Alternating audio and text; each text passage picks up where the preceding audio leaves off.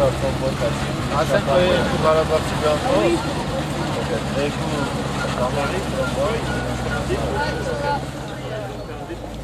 name is Garo Manjikian. I'm from Pasadena, California. I've known about Land and Culture Organization for a while. My parents are very involved. All my siblings, my older sisters, have come multiple times and worked on a few different campaigns, including a church that's not too far from here called Gogaran, and I went there for the opening a number of years ago.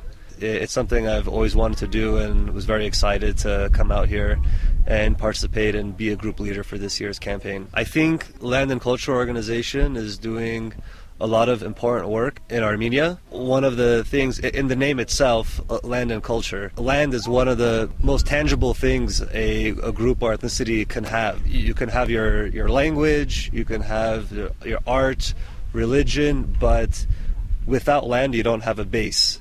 And a lot of the work that LCO is doing is working on that land. Very important historical sites. These sites that we work on are one of the few things that actually prove that Armenians have been living here for thousands of years. The work that we're doing is to restore these cultural and religious sites to not just honor the past, the people who built them originally, but to preserve our future as well. It's been a really great experience for me being the group leader. It's exciting to work with a lot of different people who are different ages and from all over the world. We have a family from France and a few other volunteers from France as well. One of them is almost 70 years old and he's been here over 30 years, and he's very inspiring because he doesn't take a break, he just keeps working nonstop. We also have 4 young adults from Karabakh staying with us. We have around 10 people from the US as well and 1 from Canada. So again, all different ages, guys, girls, people who are Barskahai, people who are Lipanahai, people from all different kinds of Armenians here from all over. But the thing that ties us together is us being Armenian, and everyone who comes here and does LCO has something inside them that drives them to come out here and not just be in Yerevan and tourist or once in a while go outside the city and see the sights, but actually live in the village, stay here, hard in the sun. It's a lot of hard work. We're non-stop doing the same thing, going out the dirt with a pickaxe and other people shoveling and putting them in the wheelbarrows and then people taking the dirt off site. But it's exciting too because the more we go, the more we uncover. This year's campaign at this stage is an archaeological dig. So we're uncovering a cemetery here that predates the church, which is 7th century. So we're working on a 7th century church site, but this site has had a lot of religious importance to the people who've lived here for even before Christianity, and that's something that you don't get to do every day or ever in your life. So it's really fun to be a part of it, and coming here, we saw the work that people did the years before. Seeing that it was open, we learned that the church was almost completely covered. From the moment we started pushing back the wall to expand the site, I thought we wouldn't be able to finish our goal for this summer, but looking at how much we've done already, it's really exciting that we've been able to accomplish so much just in this 1 month. I think aside from the importance of the work being done here in Armenia and rebuilding the site, it's also important for the people who come here. It's an excellent opportunity from Armenians from all over the world to come and live in Armenia. It's one thing to be in the diaspora and you might go to an Armenian school and live in an Armenian community your whole life, but your experience of Armenia and Armenianness is only from reading a book and looking at pictures. So in a sense, it's not really real until you come here.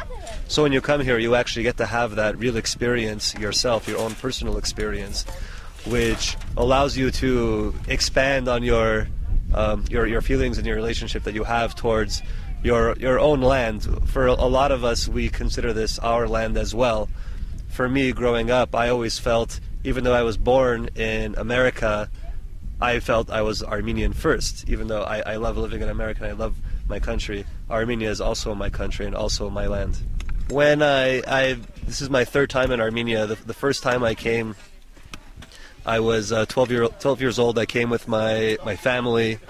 Back then, there was still Yerevan definitely was not the city that it was today. It's been a lot more rebuilt from since when I first came here till now. So it's been 15 years. I came 10 years later. 10 years ago, actually, I was here again with my class. We went on a class trip, and I can tell the difference again how much more has improved.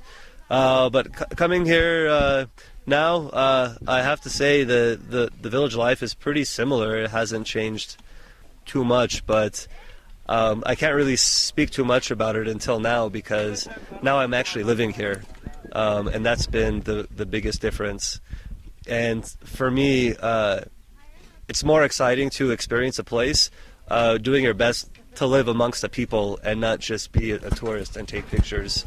For example, back home or even if you're in Yerevan here, there's hot water, there's showers, there's all these accommodations, all these things. But when you're here, it's different. In the house we're staying at, there's no running water at all. Every morning, I get up and go to the aqbur, which is a place where you can fill up water. It's the ground well water, and fill up this a few gallon bag of water so that we can have water so we can brush our teeth with and wash our face. We're doing our laundry in buckets and hanging it outside. There's no air conditioning or heating in the houses, and it's nice because those are the kind of things when you experience with other people you're sharing.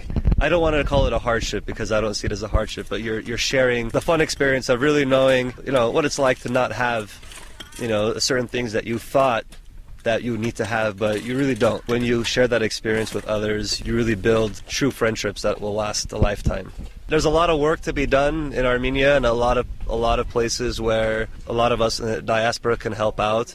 The work that Land and Culture does is, really a drop in the bucket that what needs to happen. But what's important is that what we do can inspire others to do more, whether it's the people here who came here with Land and Culture and made that connection, and later on they might come to Armenia and help out in a different way, or someone may read about what we do and inspire them to make a difference in their own unique way.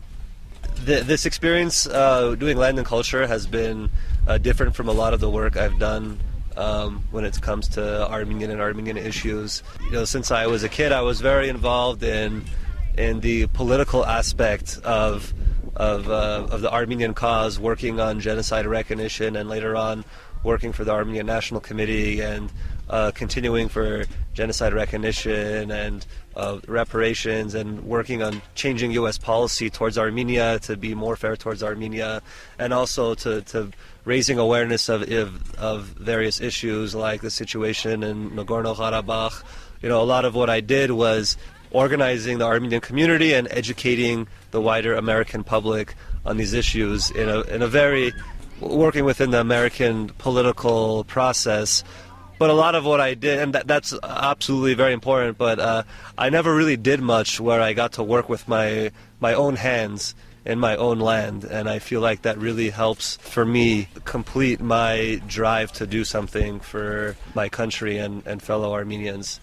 And I'm really happy to have had that experience and work with others to carry out that cause.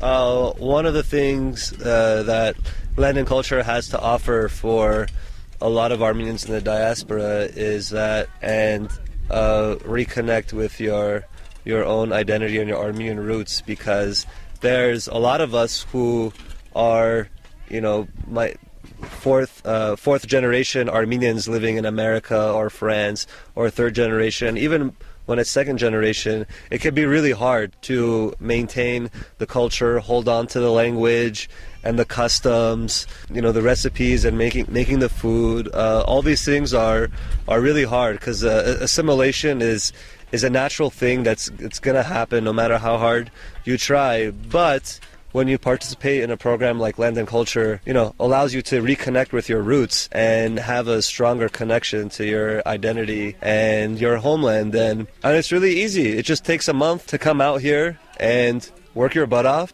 make an effort to interact with the people who live here, and as well as with a lot of the other volunteers who you're working with who are here from all over the world or from Karabakh and the others we have here who are Armenians volunteering. It's something that I encourage all Armenians in the diaspora to come, and it doesn't even have to be Land and Culture Organization. There's a ton of places, a ton of ways someone can come here and do work, and it's okay if you don't know how to speak Armenian, and it's okay if you didn't identify for a long time in your life, but maybe later on something sparked your interest.